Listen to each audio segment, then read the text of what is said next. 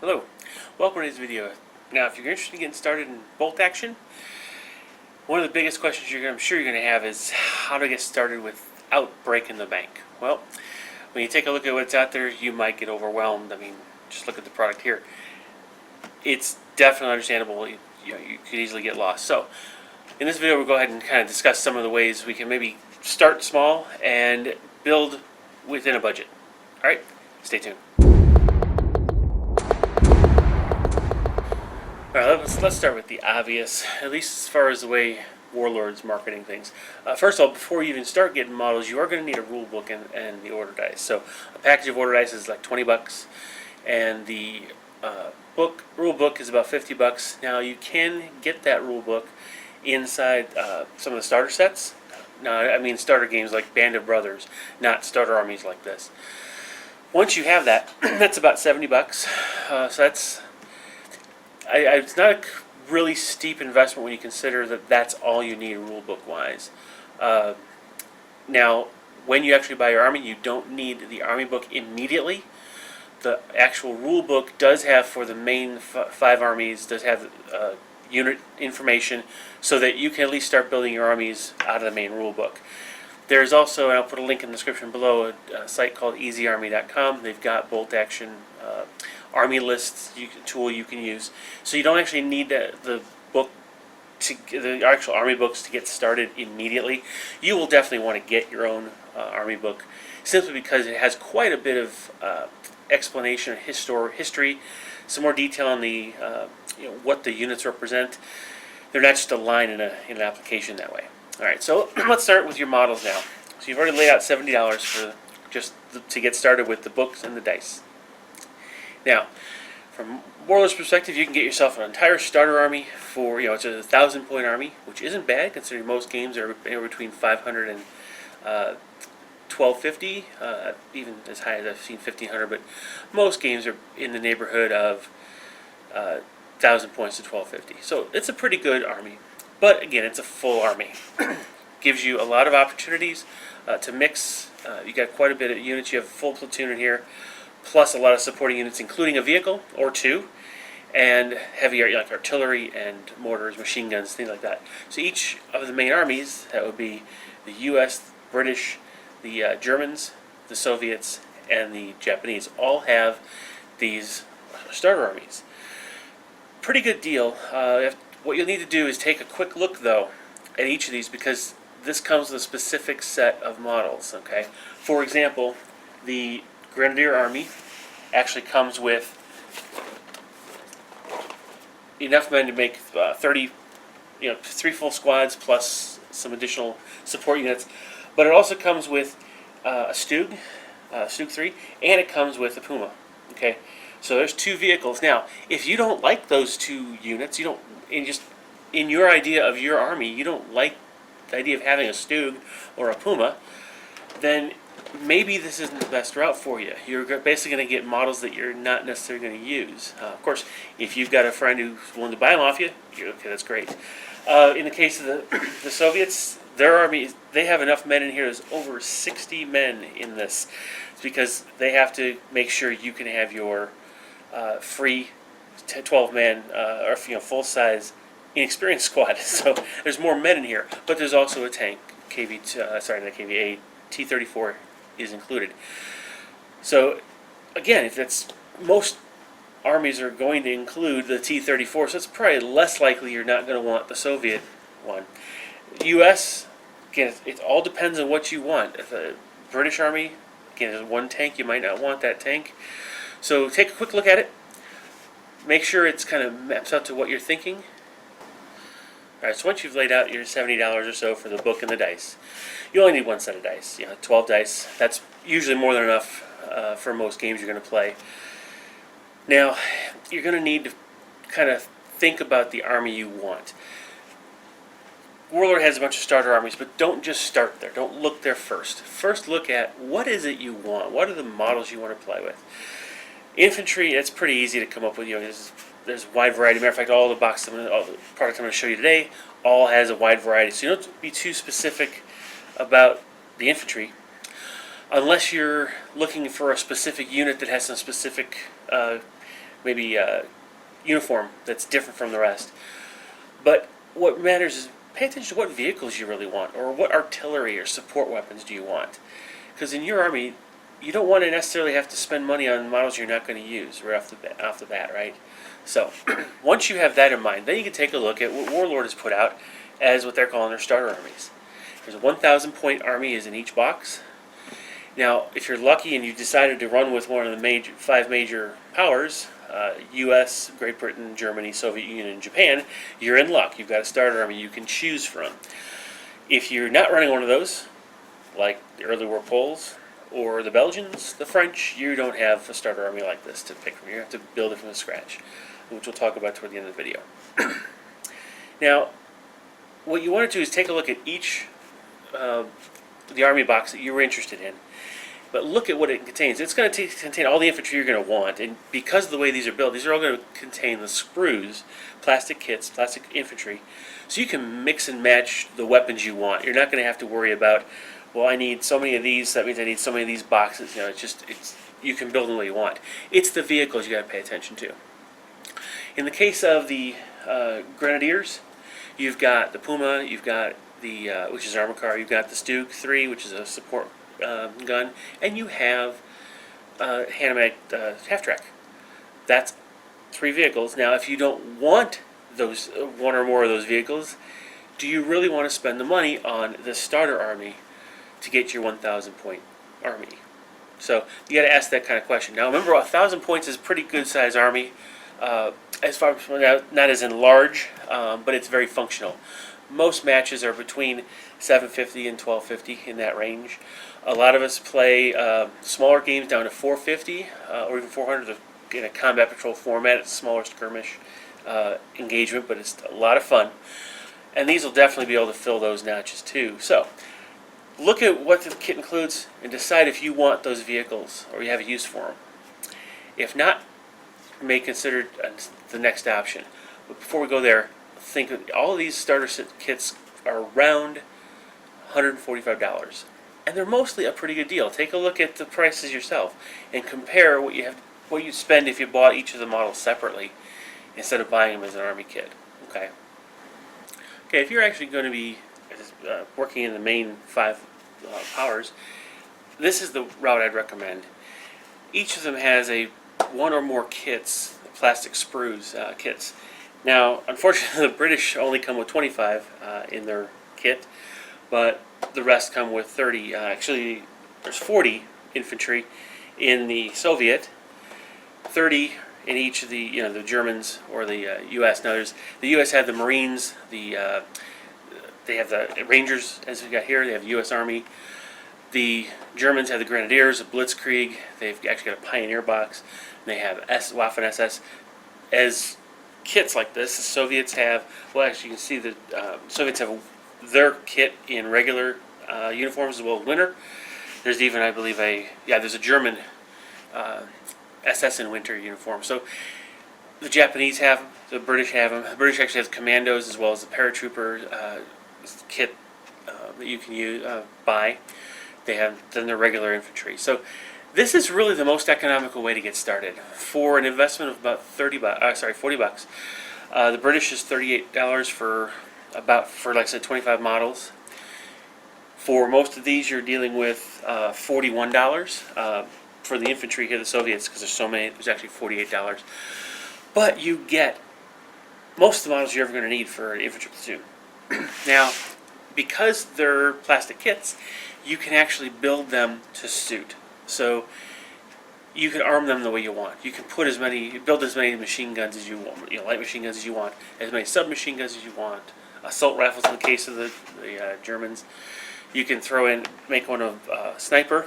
You can make one team light mortar. You can make make one of the models a forward observer instead of buying a separate model for that. You have a lot of flexibility here, and that's why I really recommend this, because for that small investment in addition to the 70 you already spent, this would be the addition of, again, 40, so you're doing $110 total. You have an army, an infantry army, which is what bold action is all about, that will be at least 450 points. Could be up to 600, almost 650 points, just with what's in these boxes. Okay, that's important because what you're going to want to you're going to be able to play a good-sized game up to 7, 8 dice, which is not a small game. It'll take you an hour and a half or so to get through that, especially with these armies being the size you play on a 4x4 table instead of a 6x4. So it's a good start, and it also gives you the chance to get started playing, get used to your army, get used to the rules, and then start adding things you feel like you may be missing. Now, you can add command models such as the medic if you really want to add a medic, the sergeant with a submachine gun, the platoon commander, or you can model them as a captain. You can use these to model the actual platoon lieutenants, but you can use this to make a captain. You get your medium machine gun teams or your mortar teams in these boxes. These little blisters run about $12, $8 for command units, command models. But again, if you've got the models here, you don't really need this one. But you can use them here, use these. Because you got decals in these for the medic, so you don't really need the command one. But you've got your mortar and your medium machine guns available in these small blisters as well. Like I said, about $12, $13 in that range. So again, small cash outlay for your next unit. You could also go, for each of the armies, they have a support army group. Now these basically include the command unit kit, along with a medium machine gun team and mortar team, all three packaged as one. In some cases, you save a little bit of money, maybe $1, maybe $2. But again, it depends on what you need to add to your army. And of course, since you don't have any vehicles yet, you can buy the vehicles you actually want. So that helps you a great deal, since none of the starter armies are guaranteed to come with a transport. This is your way of buying only the models you need as far as transports go, and actual tanks and artillery support weapons. Artillery usually run about $20, $25. So you can add them in increments as you learn the game and as you become more versed in how your army plays and what you like to play, and of course what models you're interested in getting. So this will keep you hopefully within $110 or so, we'll say $120. Again, that means that's rule book, dice, and these models. That's not a bad investment, considering a lot of games do have a pretty good rule book expense in a lot of cases. So that's pretty simple to get started. And again, these single boxes are enough to get you a full platoon. In some cases, you can have two full squads plus your lieutenant and some support elements just with the one box. That's a very good deal. Alright, so I hope that was helpful. And again, if you feel your budget can handle going with a full starter army, great. And you want the vehicles that are in there, fantastic. If not, just buy them along the way. That's kind of how I started. I started with the British set here, version, just 25 models. They had a sprue sale, so I added an extra sprue of the commandos in, so I get some berets, because I wanted one of my guys to have a beret. Anyway, it was, for a very meager investment, I had my first starter army, and then I could buy the models I was interested in getting to add to it later. Right. So, hope you're enjoying my series on bolt action, and if you please share, like, and subscribe, and send these on to anyone who you think is interested in bolt action or wants to get started, and maybe they're thinking about price point. All right. So, thanks for watching. See you next video. Bye-bye. And another way I would honestly recommend you start your bolt action journey is not to go with the full starter army, not right out of the gate, unless again you know exactly what you want and the things that are in that starter army are exactly what you want, or you're going to need them at some point, and you can afford it. Okay, $145 is a lot. I know I couldn't jump into the hobby with that. I had to start small, and the way to start small is with one of these types of kits, and there are quite a few available. All the major armies have them. Even the Japanese have a set.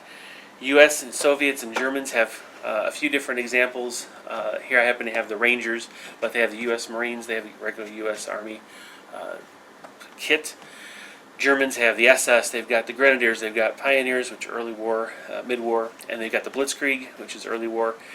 They've even got SS and Grenadiers in winter uniforms.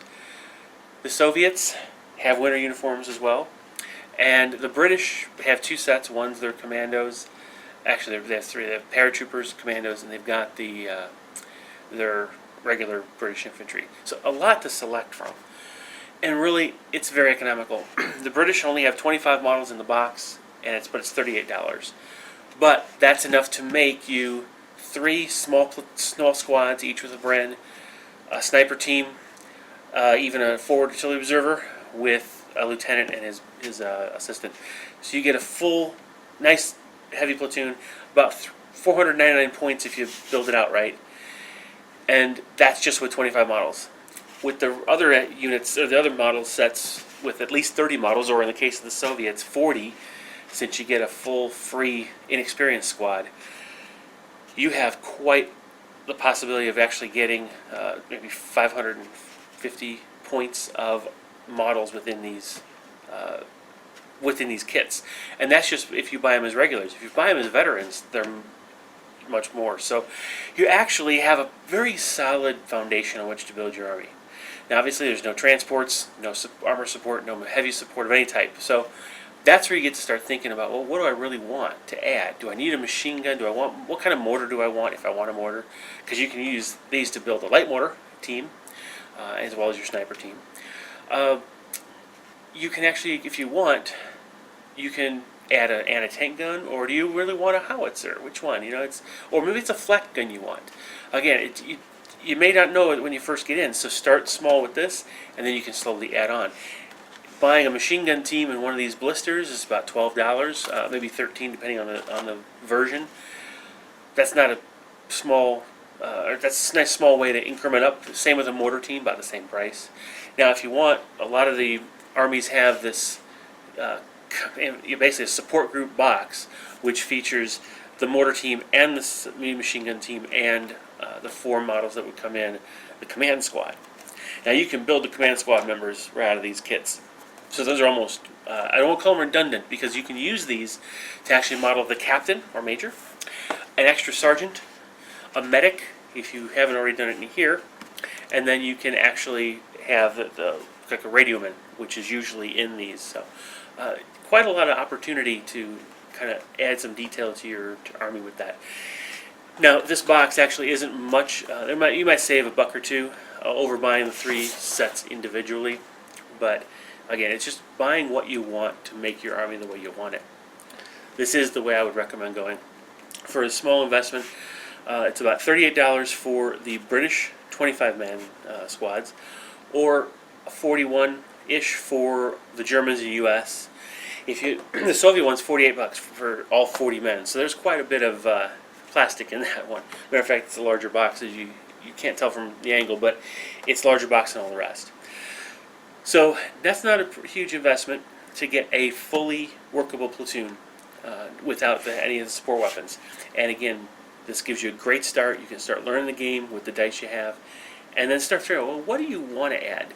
What kind of mortar do you want to add? What kind of artillery do you really want to bring in? What kind of vehicles do you want? How many transports, and what types of transports? Because that's one thing that they don't have a lot of in starter armies, are transports.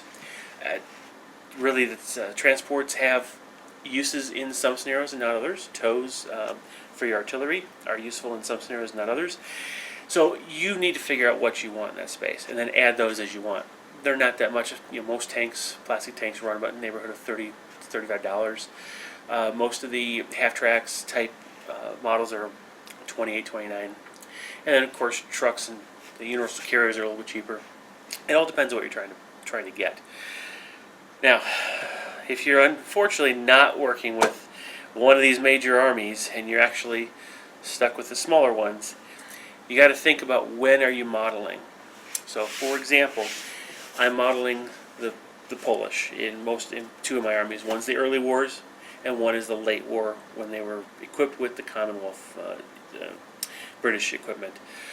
Free French, those are, you can run them as French or in the early war, or early war uniforms and equipment, or as they were equipped later with U.S. gear, you can actually use some U.S. models to represent them. So figure that out first to know whether or not you can use this approach with that army. But let's pretend you can't.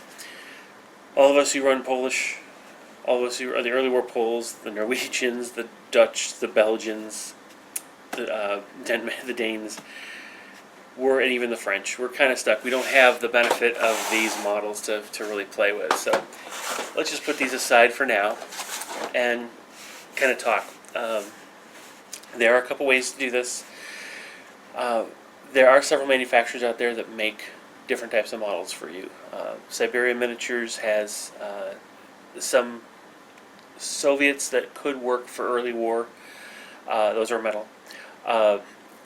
Perry Miniatures has a pretty nice line for several different French, British, and German units, but they're some of the more obscure ones. So you'll have to take a look at and kind of shop around. I'll put some links in the description below to give you at least a jumping point to start looking where you might want to go. Right now, Kromlech Historical is one of my favorites because I'm working with the early war Poles, and they're coming out with a whole new line. Never before released stuff that's all early war. They'll be adding Germans in shortly. I don't know when their time frame is, but they've committed to adding some of the early war Germans as well. So think in those terms of what it is you want. And then you're going to have to buy, basically, to get going, you're going to really want to get 2 basic squads and then a lieutenant model. And you need to understand how those look. Okay, so you're actually going to be spending a little bit more money with these smaller armies. When I say armies, I mean historical armies, because you don't have the plastic options that you do in a lot of cases. So, and you don't have any real way to kit bash necessarily. But build small and start yourself up. Work up a list that's around 450, 500 points, and then figure out what it is you want to play in that space, and then go buy those models only. By adding a tank, especially early war, tanks actually are pretty flexible. Now they're a little more fragile than the later war tanks, but you still have your machine guns, you still have your anti-tank gun, which can double as a small 1-inch HE round, so you can do some infantry harm as well as some tank harm. Then you've got some support weapons that you can buy. Just give yourself a chance to look at what's out there, come up with a 500-point list, and then buy the models for that, starting small. Then start building on as you find things you want to add to it. That's really the only way to accomplish that in a budget. Now, hopefully, you're going to be able to find some opponents who will be able to run you some smaller games. I had to start playing my Germans because, again, trying to be on a budget here. I didn't have enough to actually get one of these starter sets right off. I went ahead and they had a sprue sale at Warlord Games, and I bought a bunch of sprues to start me off. But I could only make about 380 points of models. That was all I could afford as far as money. So 380 points. It was some nice small games, a little smaller than regular combat patrol, but they were still fun and gave me a good way to start. After a bit, I was able to get a couple more models, adding a couple machine gun teams, and I was ready to go. So that's really the easiest way to start bolt action on a budget. So hope this was helpful.